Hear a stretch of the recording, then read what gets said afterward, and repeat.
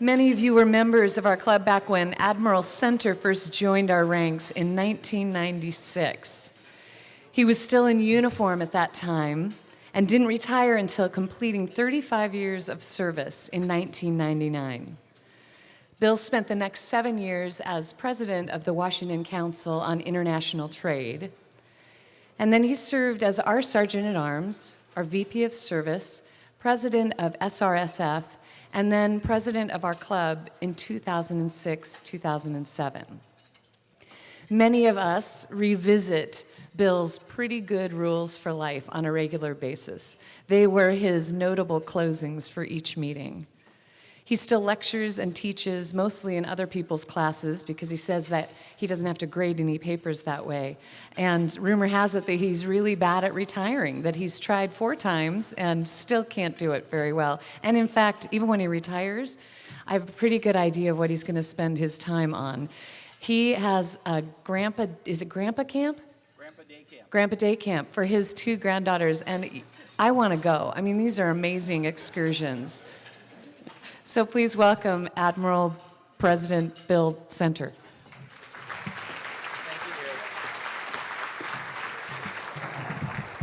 Thank you, President Sue. Hasn't Sue done a terrific job as president of this club? I can't believe your year is almost over. And trust me, she's serious when she's asking for your suggestions. So please give her some good ideas. Dorothy asked me to share some thoughts on the importance of diversity. Dorothy's our day chair today. Thank you, Dorothy, for your leadership. Please allow me to share this personal story. I have been very blessed, very blessed. For most of my life, I was absolutely convinced that I understood what diversity was and why it was important. More than a decade of teaching and lecturing, especially on the subject of leadership, has inspired me to contemplate my evolving views on that topic. Early on, I thought diversity was just about getting along with people of different races. Then I learned that it was also about fairness and equal opportunity. Ultimately, I've come to understand it's a critical factor in discerning optimum solutions to our toughest problems. The most important diversity of all may turn out to be diversity of ideas, and it's pretty tough. I was raised in the 1950s in the barrio in the north end of LA's San Fernando Valley. It was a very racially and culturally diverse community. My wife Carla and I attended the second oldest school in Los Angeles, San Fernando High. There's a few of you here, I'm sure, who saw the movie La Bamba, the Richie Valens story. That was our high school. And Richie was a couple years ahead of us. He was a living legend on our campus, of course. Our student body was about 1/3 white, 1/3 black, and 1/3 Latino, with more than a few Asians in the mix for good measure. I was in the band, the choir, student government, Boy Scouts, track team, and I was a top student. No matter. There were people of every race and culture who were measurably, demonstrably, clearly better than I was in every arena, socially, artistically, athletically, and academically. It was very difficult to sustain any true feeling of racial superiority in an environment like that. That was 1961, before the church bombings in Birmingham, before the riots in Watts. I thought diversity was all about getting along with each other. And based on that very limited experience, it seemed that we all got along just fine.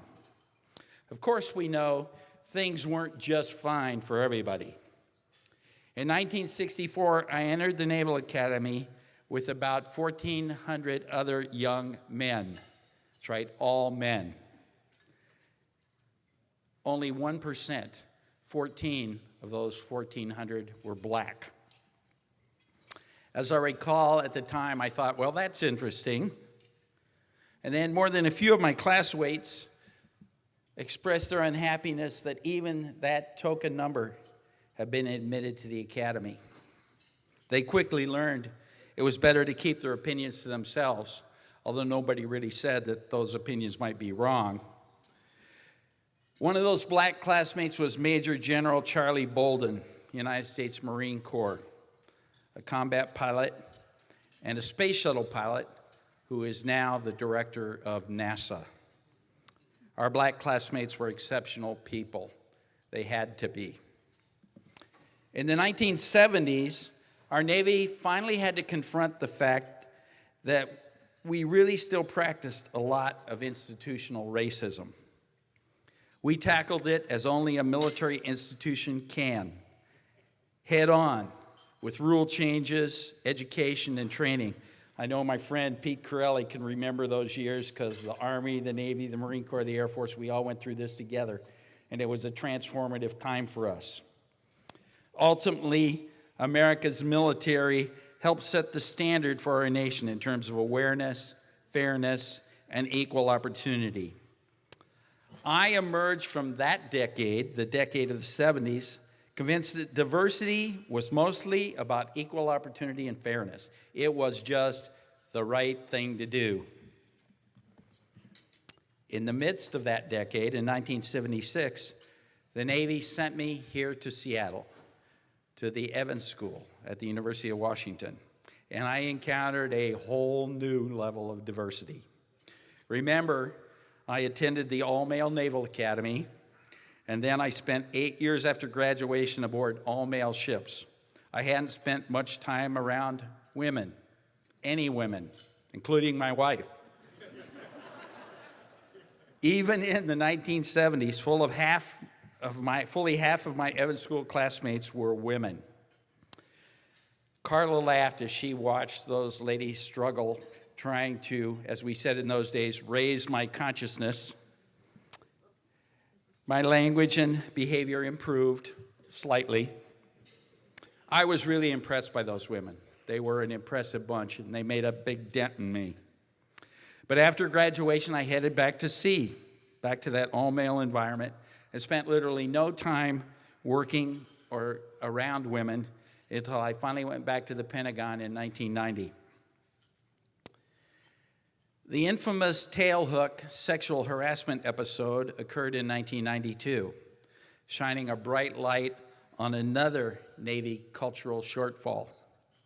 We launched ourselves into another round of rule changes, education, and training. I can tell you, quite honestly, the situation was never as bad as it was portrayed, but it was bad and we needed to fix it. When I was selected for promotion to Admiral in 1992, that same year as tailhook, 3 of the 24 selectees were women. They were not token selections. There is no lateral entry into the Navy. They had joined the Navy in the 1960s, just like me, and worked their way to the top in a very tough, male-dominated environment, truly earning their stars. There were 3 black men on that promotion list as well. The times they were a-changin'. By 1995, when I returned to sea as an admiral, and in 96 when I joined this club, there were women everywhere in the fleet, including in command of my ships. They were doing a terrific job. Nearly 30% of this year's entering class at the Naval Academy will be women. Our current Vice Chief of Naval Operations, number 2 on the Navy staff, Admiral Michelle Howard, is a woman of color and a 1982 Academy grad. Today's military is in competition with all the top employers. We, like any employer, need the best people we can get. And by some accident of genetics I just can't quite explain, about half the best people turn out to be women. You cannot just arbitrarily exclude half the human race from consideration or from combat. And by the way, we haven't had a separate military pay scale for women for more than 60 years. Yeah. And the rationale for that, of having a separate pay scale, has never resonated with me. So I thought I finally had it figured out, but it turns out I still had a long way to go. It was after I retired from the Navy, while teaching at the Evans School, especially teaching with my great friend Dorothy Bullitt, and also as a volunteer board member at the Lighthouse for the Blind, teaching there, that I truly began to appreciate all kinds of diversity: cultural diversity, generational diversity, I'm pointing at Ana Liotta here, educational diversity, even differences in ability, circumstance, experience, personality, and communication style. Where's Rhonda? Yeah, I learned that from Rhonda. I started to really understand how greater diversity enhances problem solving and yields better results. Enhances problem solving and yields better results, provided you actually allow everyone the opportunity to participate.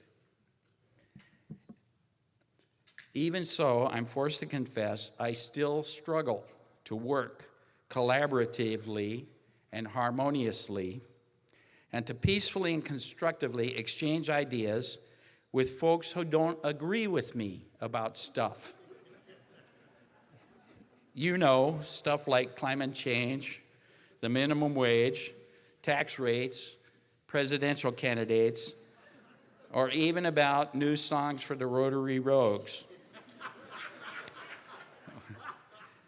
From my vantage point, that is today's biggest diversity challenge.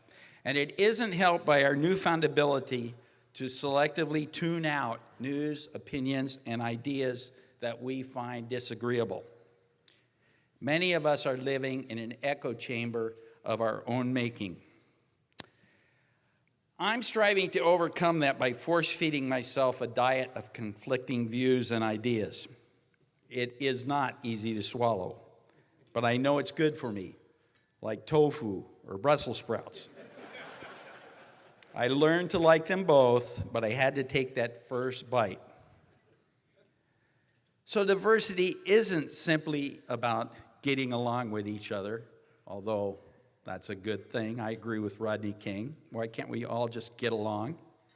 And as important as it is to provide a fair and equal opportunity for everyone, ultimately, our survival as a species will require a collective best effort from all of us, including people who don't look like us, talk like us, act like us, think like us, or agree with us.